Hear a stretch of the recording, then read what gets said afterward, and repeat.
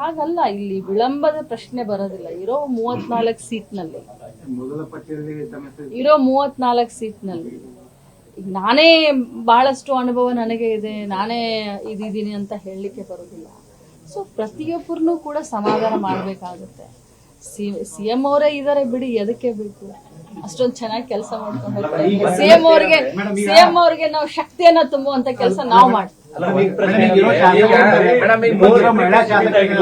ರಾಜ್ಯದ ಕೆಲವೊಂದಿಷ್ಟು ಭಾಗದಲ್ಲಿ ನೀವು ಜನರನ್ನ ಸೆಳೆಯುವಂತದ್ದು ಇವತ್ತು ತಮ್ಮ ಮುಖಾಂತರ ಹೇಳಲಿಕ್ಕೆ ನಾನು ಬಯಸ್ತೇನೆ.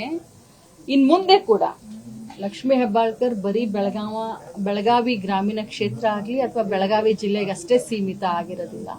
ಈ ಮುಂಚೆ ಹೇಗೆ ರಾಜ್ಯವ್ಯಾಪಿ ನನ್ನ ಪ್ರವಾಸ ಇರ್ತಾ ಇತ್ತು, ರಾಜ್ಯವ್ಯಾಪಿ ಯಾವ ರೀತಿ ಕಾರ್ಯಕ್ರಮಗಳು ಪಕ್ಷದ ಸಂಘಟನೆಯಲ್ಲಿ ಭಾಗವಹಿಸ್ತಾ ಇದ್ನೋ, ಇನ್ನು ಮುಂದೆ ಕೂಡ ಲಕ್ಷ್ಮೀ ಹೆಬ್ಬಾಳ್ಕರ್ ಅದೇ ರೀತಿ ರಾಜ್ಯವ್ಯಾಪಿಯಾಗಿ ಪ್ರವಾಸವನ್ನ ಕೂಡ ಮಾಡ್ತೀನಿ. ಪಕ್ಷ ಸಂಘಟನೆಯಲ್ಲಿ ಮುಂಚೂಣಿಯಲ್ಲಿ ನಿಂತು ಕೆಲಸ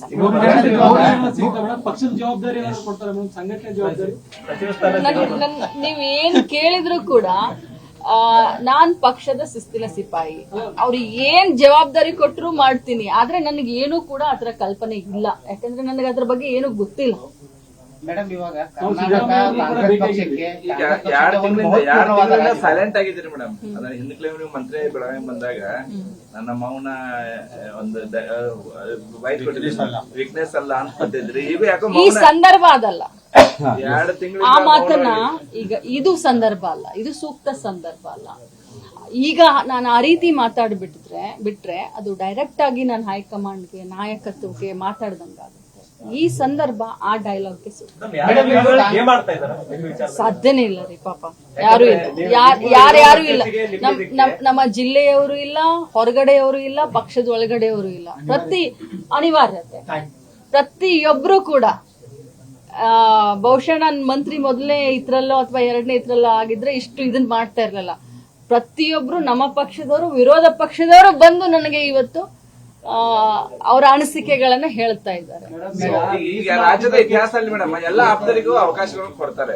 ಈಗ ಯಡಿಯೂರಪ್ಪನವ್ರು ಬಂದಾಗ ಉಮೇಶ್ ಕತ್ತಿ ಅವರು ಆಗ್ತಿದ್ರು, ಇನ್ನೊಂದ್ಸಲ ಕರ್ಕೊಂಡ್ ಮಾಡಿದ್ರು. ಸಿದ್ದರಾಮಯ್ಯ ಮುಖ ಸತೀಶ್ ಜಾರಕಿಹೊಳಿ ಕಂಟಿನ್ಯೂ ಮಾಡಿದ್ರು. ಈಗ ನೀವು ಕೂಡ ಆಪ್ತರು ಇದ್ದೀರಿ, ನಿಮ್ನ ಯಾಕೆ ಬಿಟ್ರು ಅಂತ ನಾನು ಎಲ್ಲರಿಗೂ ಆಪ್ತ. 3 ಜನ ಮಹಿಳಾ ಶಾಸಕರಿದ್ದಾರೆ, 3 ಜನ ಮಹಿಳಾ ಶಾಸಕರ ಹೆಸರು ಕೇಳಿ ಬರ್ತಾ ಇದೆ. ತಮ್ದು ಕೂಡ ಹೆಸರು ಆ ಸಾಮರ್ಥ್ಯ ಅದಕ್ಕಿಂತ 10 ಪಟ್ಟು ಜಾಸ್ತಿನೇ ತಮ್ದು. ಅವಕಾಶ ಸಿಕ್ಕಾಗ ಸಾಮರ್ಥ್ಯ ಯಾರ್ದಾದ್ರೂ ಗೊತ್ತಾಗುತ್ತೆ. ನನಗೆ ಅವಕಾಶ ಸಿಕ್ತು, ಸಾಮರ್ಥ್ಯ ತೋರಿಸ್ತೆ. ಇನ್ನೊಬ್ಬರಿಗೆ ಕೊಟ್ರೆ ಅವ್ರಿಗೆ ನನಗಿನ್ನ ಜಾಸ್ತಿ ಸಾಮರ್ಥ್ಯ ಇದ್ರೆ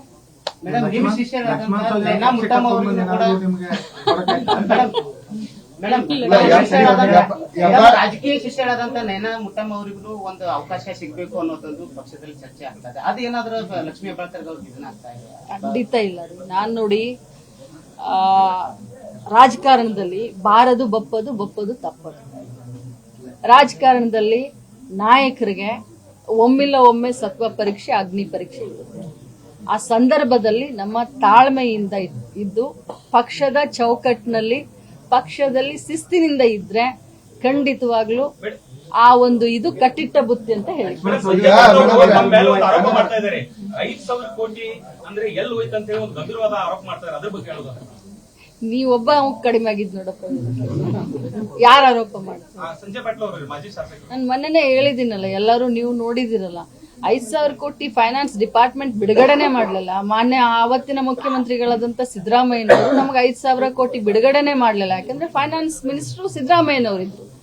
ಸೊ ನಮಗೆ ಅವರು ದುಡ್ಡನ್ನೇ ಬಿಡುಗಡೆ ಮಾಡ್ಲಿಲ್ಲ. ಸೊ ಫೈನಾನ್ಸ್ ಡಿಪಾರ್ಟ್ಮೆಂಟ್ ಬಿಡುಗಡೆ ಮಾಡ್ಲಿಲ್ಲ ಅಂತಂದ್ರೆ 5,000 ಕೋಟಿ ಎಲ್ಲಿಂದ ತಕೊಂಡ್ ಬರ್ಲಿ?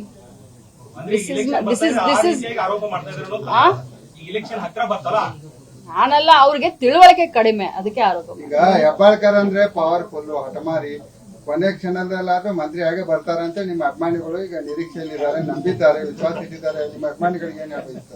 ಆ ನಂಬಿಕೆನ ಮುಂದುವರಿಸ್ಕೊಂಡು ಹೋಗಿ ಅಂತ ಹೇಳ್ತೀನಿ.